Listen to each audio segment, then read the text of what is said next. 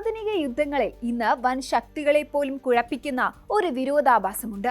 ലക്ഷങ്ങൾ മാത്രം വില വരുന്ന വിപണിയിൽ സാധാരണ ലഭ്യമാകുന്ന സാങ്കേതിക വിദ്യ ഉപയോഗിച്ച് നിർമ്മിച്ച ചെറിയ ഡ്രോണുകൾ ഇന്ന് കോടികൾ വിലമതിക്കുന്ന സൈനിക സന്നാഹങ്ങളെ വിറപ്പിക്കുകയാണ്. യുദ്ധമുഖത്ത് അമേരിക്കയും മറ്റ് വൻ ശക്തികളും നേരിടുന്ന ഏറ്റവും വലിയ വെല്ലുവിളി ഇതാണ്. ലക്ഷങ്ങൾ മാത്രം വില വരുന്ന ശത്രുവിന്റെ താരതമ്യേന ചെറിയ വിലയുള്ള ഡ്രോണുകളെ തകർക്കാൻ കോടികൾ വിലയുള്ള മിസൈലുകൾ ഉപയോഗിക്കേണ്ടി വരുന്നത് സൈനിക ബഡ്ജറ്റുകളെ തകിടം മറിക്കുന്നു. ഇവിടെയാണ് ലേസർ ആയുധങ്ങൾ അഥവാ ഡയറക്റ്റ് എനർജി വെപ്പൺസ് ഒരു വിപ്ലവകരമായ മാറ്റം സൃഷ്ടിക്കുന്നത്. വെറും 300-400 രൂപയുടെ ചെലവിൽ ഒരു ശത്രു ഡ്രോണിനെ കരിച്ചു കളയാൻ സാധിക്കുമെങ്കിൽ അത് യുദ്ധതന്ത്രങ്ങളെ തന്നെ മാറ്റിമറിക്കും. ഈ സാങ്കേതിക വിദ്യയുടെ സാധ്യതകളും വെല്ലുവിളികളും ആഗോളതലത്തിൽ ഇത് സൃഷ്ടിക്കുന്ന ചലനങ്ങളും നമുക്ക് വിശദമായി പരിശോധിക്കാം. ഹോളിവുഡ് സിനിമകളിൽ നമ്മൾ കണ്ടിട്ടുള്ള സ്റ്റാർ വാർസ് ശൈലിയിലുള്ള ആയുധങ്ങൾ ഇനി വെറും ഭാവനയല്ല. അതിശക്തമായ പ്രകാശരശ്മികളെ ഒരു നിശ്ചിത ബിന്ദുവിലേക്ക് കേന്ദ്രീകരിച്ച് ശത്രു ലക്ഷ്യങ്ങളെ തകർക്കുന്ന രീതിയാണിത്. ഒരു മിസൈൽ തൊടുത്തുവിടുമ്പോൾ അത് ലക്ഷ്യസ്ഥാനത്ത് എത്താനെടുക്കുന്ന സമയം, അതിന്റെ വേഗത എന്നിവയെല്ലാം ഘടകങ്ങളാണ്. എന്നാൽ ലേസർ പ്രകാശത്തിന്റെ വേഗതയിലാണ് സഞ്ചരിക്കുന്നത്. അതുകൊണ്ട് തന്നെ ഇതിൽ നിന്നും ഒഴിഞ്ഞു മാറുക എന്നത് ശത്രുവിന് അസാധ്യമാണ്. ഒരു ബ്ലോ ടോർച്ച് ഉപയോഗിച്ച് ഒരു ലോഹത്തകിട് മുറിക്കുന്നത് പോലെ ദൂരത്തിരുന്ന് തന്നെ ഡ്രോണുകളുടെ ചിറകുകളോ ഇലക്ട്രോണിക് സർക്യൂട്ടുകളോ കരിച്ചു കളയാൻ ലേസറിന് സാധിക്കും.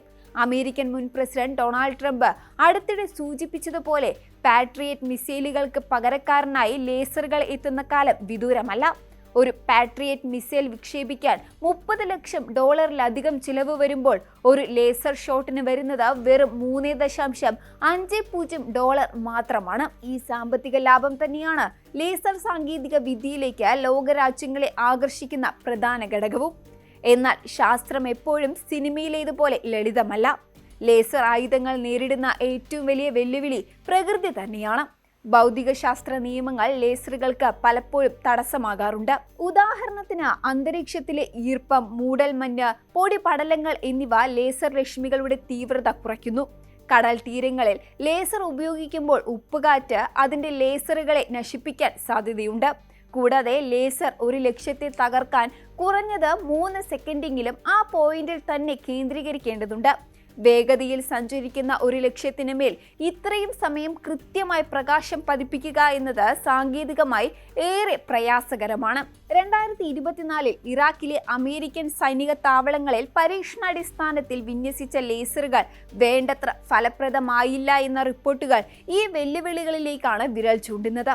ആഗോളതലത്തിൽ നോക്കിയാൽ ലേസർ ആയുധങ്ങളുടെ നിർമ്മാണത്തിൽ വലിയൊരു മത്സരം തന്നെ നടക്കുന്നുണ്ട്. ഇസ്രയേലിന്റെ അയൺ ബീം ഇതിൽ എടുത്തു പറയേണ്ട ഒന്നാണ്. അവരുടെ വിഖ്യാതമായ അയൺ ഡോം മിസൈൽ പ്രതിരോധ സംവിധാനത്തിന് അനുബന്ധമായി ലേസറുകൾ കൂടി ചേരുന്നതോടെ രാജ്യം കൂടുതൽ സുരക്ഷിതമാകുമെന്നാണ് ഇവർ കരുതുന്നത്. ചൈന ഇതിനോടകം തന്നെ കപ്പലുകളിൽ ഘടിപ്പിക്കാവുന്ന 180 കിലോവാട്ട് ശേഷിയുള്ള ലേസറുകൾ വികസിപ്പിച്ചെടുത്തു കഴിഞ്ഞു. റഷ്യയും ഓസ്ട്രേലിയയും ഈ രംഗത്ത് പിന്നിലല്ല. യുക്രൈൻ യുദ്ധത്തിൽ സൺഡ്രേ എന്ന പേരിൽ കാറിന്റെ ഡിക്കിയിൽ വരെ കൊണ്ടു നടക്കാവുന്ന ലേസർ സംവിധാനങ്ങൾ ഉപയോഗിക്കുന്നു എന്ന വാർത്തകൾ സാങ്കേതിക വിദ്യയുടെ വലിപ്പം കുറയുന്നതിന്റെ സൂചനയാണ്. വൻകിട പ്രതിരോധ കമ്പനികളായ ലോക്ഹീഡ് മാർട്ടിനും നോർത്രോപ്പ് ഗ്രൂമനും ഈ മേഖലയിൽ ശതകോടിക്കണക്കിന് ഡോളറിന്റെ ഗവേഷണങ്ങളാണ് നടത്തുന്നത്.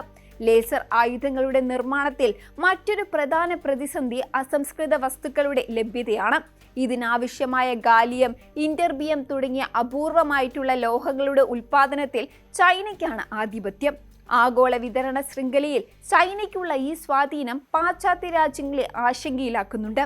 സ്വന്തമായി ഇത്തരം ലോഹങ്ങൾ കണ്ടെത്താനും ഉൽപ്പാദിപ്പിക്കാനും കഴിഞ്ഞെങ്കിൽ ലേസർ യുദ്ധമുറയിൽ മറ്റു രാജ്യങ്ങൾ പിന്നിലായി പോകും. കൂടാതെ ലേസറുകൾക്ക് ആവശ്യമായ ഹൈടെക് ലെൻസുകളും കണ്ണാടികളും നിർമ്മിക്കുക എന്നത് അതീവ സൂക്ഷ്മത വേണ്ട പ്രവൃത്തിയാണ്. ഇവയുടെ വൻതോതിലുള്ള ഉൽപാദനം ഇപ്പോഴും ഒരു ചോദ്യചിഹ്നമായി തുടരുകയാണ്. സാങ്കേതികമായി നേട്ടങ്ങൾക്കിടയിലും മനുഷ്യത്വപരമായ ആശങ്കകളും ലേസർ ആയുധങ്ങൾ ഉയർത്തുന്നുണ്ട്. വിമാനങ്ങളിലെ പൈലറ്റുമാരുടെ കാഴ്ചശക്തി താൽക്കാലികമായോ സ്ഥിരമായോ നഷ്ടപ്പെടുത്താൻ ഇത്തരം ലേസറുകൾക്ക് സാധിക്കും.